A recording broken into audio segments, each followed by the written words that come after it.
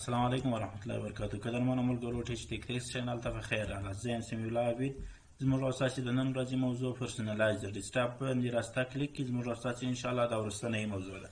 تېره ویډیو کې موږ او تاسې ډسپلی سټینګ باندې کار وکړو او کوم څه چې زموږ او ستاسې لپاره ضروري وو هغه مو زده کړو. په دې هیله چې ویډیو به مو تر پایه کتلې وي او هیڅ به مو ځینې لاسته راوړی. که مو چیرې ویډیو نه یې کتلې بیا هم کولی شئ زموږ په چینل کې هماغه ویډیو مو ګورئ تر څو پرې درس مو په منظم شکل سره مخته ولاړ شي. نننۍ موضوع کې موږ او تاسې پر پرسونلایز کار کوو. پرسونلایز کې موږ او تاسې د ډیسکټاپ، لاک سکرین، سټارټ منیو، ټاسک بار او داسې ځینو نورو برخو تنظیمات ترسره کوو.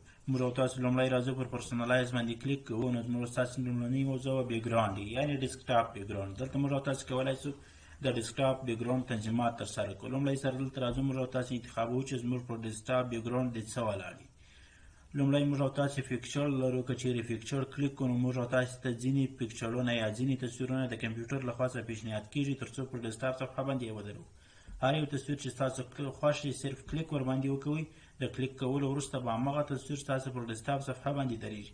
ولې که مو چیرې دا تصویرونه نه وي خوښ نو بیا راسئ براوز ته او په براوز کې کوم ځای کې چې مو تصویرونه ایښي کوم تصویر چې مو خوښ شي هماغه تصویر انتخاب کړئ. فرض کړئ زه راځم دلته ډیسکټاپ باندې ګورم که مې کوم تصویر خوښ شو نو هماغه تصویر انتخابوم. تصویر چې مې کله انتخاب کړئ چوز پکچر ورته وایم. اوس به زموږ او ستاسې پر ډیسکټاپ باندې همدغه تصویر ولاړ وي کوم چې ما اوس ورته انتخاب کړئ. د تصویر لپاره نور تنظیمات هم کولی شو. په چوز پیټ کې موږ کولی شو تصویر ته انتخاب کړو چې تصویر دې په کوم ډول سره پر صفحه ودرېږي.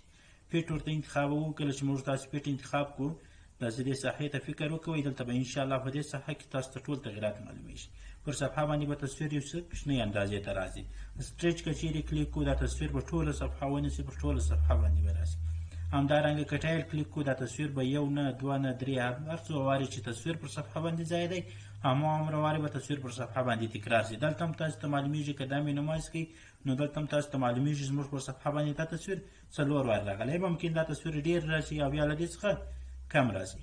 همدارنګه که چېرته دا ترتیب مو هم نوز خوښ نو تاسو سینټر هم ورته انتخابولی شئ. بیا به یوازې د صفحې پر منځ باندې دغه تصویر لګېدلی یا که له دې ډولو څخه پورته ډولو څخه هر ډول مو خوښ شي نو کولی شئ ورته انتخاب یې کړئ. زه فعل انتخابوم تر څو پورې ټوله صفحه ونیسي. اوس یې ګورم دې تصویر به زما ټوله صفحه نیولې او هماغه یو وارې به ورباندې راغلی. که چېرته مو له تصویر موضوع نه سو خوښه نو بیا راځو ورته وایو چې کالر رنګ ورباندې ولګوه. کلیک ورباندې کوو. هر رنګ چې ستاسو خوښ شي صرف هماغه رنګ کلیک کړئ. اوس چې کله تاسو ډیسکټاپ ته راسئ نو په ډیسکټاپ باندې به هماغه رنګ لګېدلی. همدارنګه دلته هم تاسو مثال کتلی شئ کوم رنګونه چې تاسو انتخابوئ ټول رنګونه به تاسو ته ښکاره کېږي. کوم رنګ چې مو خوښ هغه انتخابولی شئ. که مو له دې رنګونو څخه کوم رنګ نه و خوښ نو بیا کاسټم کالر ته راځو او کاسټم کالر کې دلته په خپله خوښه کوم رنګ چې مو خوښ شي په څومره تیزوالي کې مو خوښ شي په کومه اندازه مو خوښ شي هماغه رنګ ورته انتخابوو. کله چې رنګ انتخاب کړو ډن ورباندې کلیک کوو. زموږ او ستاسې د صفحې رنګ به هماغسې رنګ ته واوړي کوم چې زموږ او ستاسې خوښ دی. همدارنګه که موږ او تاسې نه غواړو چې رنګ ورباندې راوړو نو بیا موږ او تاسې سلاید شو څخه هم استفاده کولی شو. سلاید شو په دې معنی چې موږ او تاسې زیات تصویرونه انتخابوو د ډیسکټاپ صفحې لپاره تر څو وخت په وخت سره بیا تصویرونه یو په بل پسې بدل شي. موږ او تاسې پر سلاید شو باندې کلیک کوو. سلاید شو کې اوس موږ او تاسې دلته براوز ورته انتخابوو. کله چې موږ او تاسې براوز انتخاب کړو نو په براوز کې بیا موږ او تاسې د خپل کمپیوټر حافظه ګورو چېرته چې موږ او تاسې خپل تصویرونه ایښي هماغه ځای پیدا کوو. ما تصویرونه دې ډاونلوډ فولډر کې ایښي دي نو دا کلیک کوم او چوز فولډر ورته انتخابوم. کله چې زه انتخاب کړم زما د کمپیوټر ډیسکټاپ لپاره به تصویرونه انتخاب شي. اوس که زه غواړم نو هماغه تصویر به ورپسې راځي. نیکسټ ډیسکټاپ بیکګراوند به ورباندې وو. تصویرونه به یو په بل پسې بدلیږي او یو بل پسې به وروسته بل تصویر راځي. همدارنګه موږ کولی شو تصویرو لپاره خپل اتوماتیک وخت هم انتخاب کړو. چې په چړیوري کې موږ او تاسې کولی شو تصویرو لپاره وخت انتخاب کړو. له یوې دقیقې څخه تر یوې ورځې پورې موږ او تاسې وخت ورکولی شو. څومره وخت چې مو خوښ شي هماغه وخت ورته انتخاب کړئ. زه یوه دقیقه انتخابوم. اوس به زما د دې کمپیوټر د ډیسکټاپ صفحې تصویرونه په یوه دقیقه کې خپله په اتومات شکل سره تبدیلیږي. همدارنګه موږ او تاسې کولی شو دلته ورته انتخاب کړو چې شفل. که چیرې شفل آن وي نو بیا به زموږ او ستاسې د کمپیوټر تصویرونه په ترتیب سره نه بدلیږي. یعنې منظم شکل به نه بدلیږي چې اول تصویر دوهم تصویر دریم تصویر بلکې په غیر منظم شکل سره چې په هر ترتیب باندې رالو. ولې که چېرته شفل باندې آف ورته انتخابي نو بیا به زموږ او ستاسې د کمپیوټر د ډیسکټاپ صفحې چې کوم تصویرونه ولاړ دي دا به ټول په ترتیب سره لومړی تصویر دوهم تصویر دریم تصویر ان تر اخره پورې به بدلیږي. بېرته به تصویرونه له یو څخه شروع کېږي لومړي سر ته به راځي.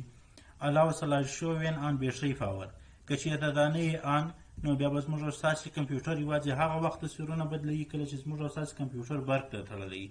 ولې که موږ او تاسې د کمپیوټر له بیټرۍ څخه استفاده کوو نو زموږ او ستاسې کمپیوټر به تصویرونه نه بدلوي. که چېرته موږ او تاسې راسو دا انتخاب کو آن یې کو کوم وخت چې موږ او تاسې allow slide show when on battery power on کوي اوس به زموږ او ستاسې کمپیوټر هم چې برق ته تړلی تصویرونه به بدلوي او هم چې کله له بیټرۍ څخه استفاده کوي نو زموږ او ستاسې کمپیوټر به تصویرونه بدلوي.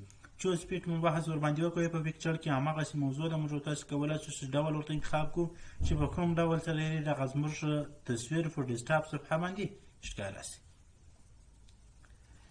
له بیکګراوند څخه وروسته موږ تاسو بله موضوع د کالر لرو. په کالر کې موږ تاسو کولی شو د کمپیوټر د سټارټ مینیو، ټاسک بار، ټایټل بار او داسې نورو ساحو لپاره رنګ انتخاب کړو.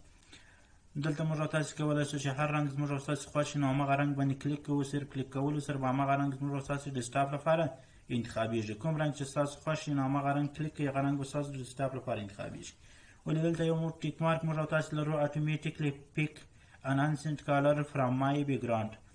دې که چیرې انتخاب وي نو د بیکګراوند سره په اتوماتیک شکل کوم ډول بیکګراوند چې ورباندې ولاړ وي هماغسې کالر ورسره اخلي. اوس زموږ ستاسو بیکګراوند تاسو ته معلومیږي چې کوم ډول دی نو زموږ ستاسو ټایټل بار او ټاسک بار هم هماغسې رنګ ورسره واخلئ. که چیرته موږ او تاسې راسو دلته تصویر به درکړو نو تصویر د بدلېدو سره به خپله په اتومات شکل تاسو ته معلومیږي چې ټاسک بار رنګ ورسره واړوئ. که موږ او تاسې بل تصویر ته ځو نو د تصویر چې څومره رنګ بدلیږي هماغسې به ټاسک بار دلته خپله رنګ د تصویر مطابق ورسره بدلوي. که چیرته نه انتخاب بیا نه بدلوي نو له دې رنګونو چې هر رنګ ورته انتخاب وو بس هماغه رنګ د دې لپاره کفایت کوي. موږ او تاسې راځو دا رنګ ورته انتخاب وو اوس به همدغه رنګ ورباندې ولاړ وي. که چیرته موږ او تاسې راسو ټرانسپیرنسي افیکټس کلیک کړو نو بیا به زموږ ستاسې دا رنګ یو څه ښفوالی وکړي. ټاسک بار ساحې ته که تاسو فکر وکوئ دلته به تاسو ته معلوم شي چې دا رنګ باندې کوم تاثیر راځي. کله چې موږ او تاسې کلیک کړو نو د دې رنګ کې ډېر نرموالی راشي او هغه شاته بیکګراوند تصویر هم موږ تاسو ته نه ښکارېږي. ولې که چیرته دا آف وي نو بیا به دا رنګ په هغه خپل عادي حالت کې سټارټ ټاسک بار اینډ اکشن سینټر. که چیرې نه انتخاب بیا به ټاسک بار رنګ نه لري، سټارټ مینیو به رنګ نه لري او همدارنګه اکشن سینټر به موږ ستاسو سره رنګ نه لري. ولې که چیرته موږ تاسو راسو دا انتخاب کو نو د انتخاب کولو څخه وروسته به زموږ ستاسې ټاسک بار هم رنګ ولري، سټارټ مینیو هم رنګ لري او اکشن سینټر به هم رنګ ولري. ټولې ساحې به رنګ ولري. ټایټل بار که چیرې نه انتخاب نو زموږ ستاسې ټایټل بار یا د سرپټه به موږ ستاسې ته رنګ نه لري. ولې که چیرته راسو دا انتخاب کو نو له انتخاب کولو سره سم به ټایټل بار رنګ ورسره پیدا کړي. choose your default apps mode. که چیرته لایټ انتخاب وي نو همدغه شکل کې چې تاسو ته ښکاري دا رقم وي. ولې که ډارک موډ انتخاب کړو نو بیا به تیارې په شکل کې چې زموږ ستاسې کمپیوټر به په دغه شکل کې راته ښودل کېږي. کوم موډ چې مو خوښ وي هماغه موډ ورته کلیک کړئ تر څو پورې ستاسو کمپیوټر په هغه شکل کې تاسو ته وښودل شي. ګرانو ملګرو د دې لپاره چې زموږ او ستاسو ویډیو ډېره اوږده نه شي د نن ورځې درس پر همدې ځای باندې پای ته رسوو. انشاءالله د پرسونلایز باقي برخه به په راتلونکي ویډیو کې ستاسو سره شریکه کړو. د دې لپاره چې تر تاسو او ستاسو تر ملګرو زموږ ویډیوګانې په منظم شکل سره در ورسیږي نو مهرباني وکړئ زموږ چینل سره سبسکرایب کړئ او له نورو ملګرو سره یې شریک کړئ. الله مو مل شه ښې چارې.